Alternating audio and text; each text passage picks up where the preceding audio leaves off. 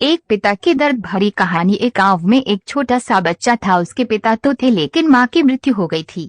पिता सारा दिन काम करता और अपने बेटे को पाल पोस कर बड़ा करता है। वह सारे सुख अपने बेटे को देता है जो एक माँ दे सकती थी। उस पिता ने कभी कुछ नहीं मांगा, सिर्फ इतना ही मांगा कि मेरे बेटे को कोई परेशानी ना हो। दिन बीतते गए, बेटा पढ़ लिख कर अच्छा जॉब भी करने लगता है और वह शहर में रहने लगता है। कुछ दिन बाद वह अपने पिता से मिलने आता है और कहता है, पापा मुझे कुछ पैसों की जरूरत है। मैं चाहता हूँ कि शहर में ही जमीन लेकर अपना घर बना लूँ। पिता इस बात को सुनकर बहुत खुश होते हैं। सोचते हैं कि मेरा बेटा है, एक ना एक दिन नाम करेगा।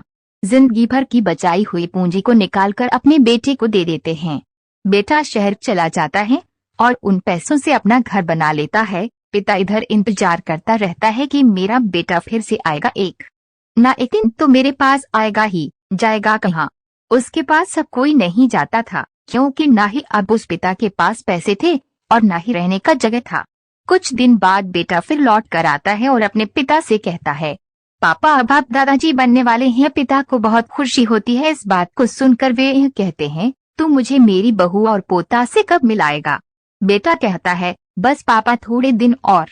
पापा मुझे कुछ पैसों की जरूरत है, क्योंकि आजकल थोड़ा जॉब में खींचबीच हो रहा है, जिसके कारण से मुझे कुछ दिन के लिए सस्पेंड कर दिया गया है। पिता के पास कुछ नहीं रहता है देने के लिए, लेकिन फिर भी कहता है, अच्छा बेटा तू रुक, मैं अभी आया कुछ पैसों का बंदोबस्त करके।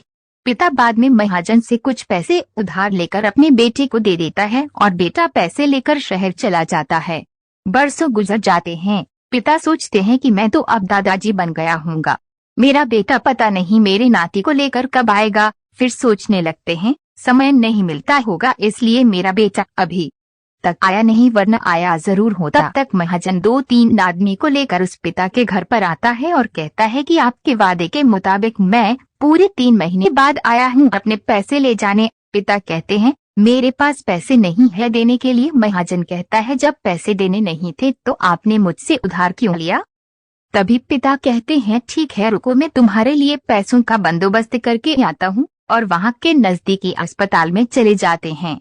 वहाँ जाकर अपना ब्लड डोनेट करते हैं और अपनी एक किडनी बेच देते हैं और उस महाजन का कर्ज छोटा कर देते हैं।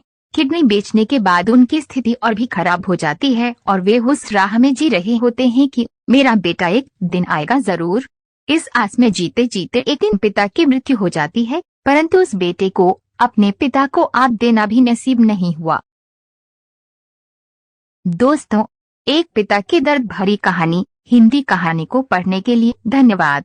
आपको ये कहानी कैसी लगी नीचे कमेंट करके हमें जरूर बताइएगा। अगर आपको ये कहानी पसंद आई हो तो अपने दोस्तों के साथ जरूर शेयर करें और ऐसी ही प्यारी कहानियाँ सुनने के लिए हमारे YouTube चैनल से जुड़े।